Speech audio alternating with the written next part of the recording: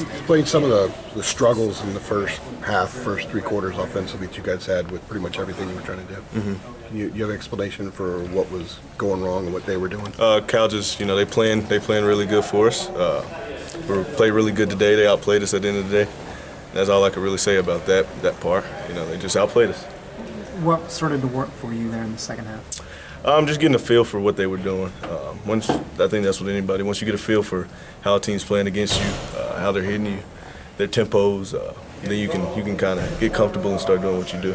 Quite a bit of an experience up front. Did you sense that maybe once you got to the fourth quarter, those guys were starting to kind of gel and get it a little bit? Like I just said, once you start understanding the team and you get used to them, I think that's what any team, whether inexperienced or experienced with a team, once you get a feel for it, I think you can move them a little bit better, and that's what our line started doing. What was the struggling with the run game in the first half? Couldn't really get much. Were there no holes? What was going on there?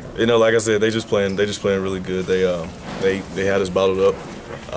They just outplayed us. I can't say anything else other than they outplayed us in that aspect. What did it feel like to finally get out there on the field wearing Carolina blue after your history here? Yeah, that felt good. That felt really good. Just being back in Carolina, I got a lot of pride in this place, and I have a lot of faith, and I believe in this team. And seeing how we finished that game, from that onside kick that we should have got, I think, but we didn't stop fighting. So whether you believe in us or you don't, I got a lot of faith, and I think when this thing gets rolling, I think we're going to be something scary here. How much can you build on that fourth quarter? A lot. I think a lot. You take that into the next game and to the rest of the season, and there's no telling what we can do at Carolina. Is part of what you build on the fact that Nathan had those 4 interceptions, but he was 8 for 14 in the fourth quarter, had those couple big runs, and the fact that he didn't wilt, he kept pushing? I think that's what you want in a leader, and Nate's a leader.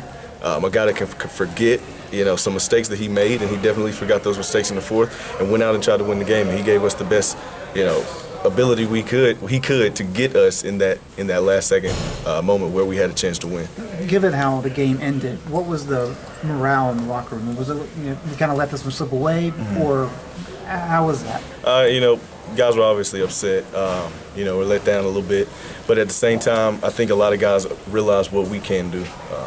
And when a team understands their potential, I think what we're going to do next week is we're going to come back and we're going to work hard.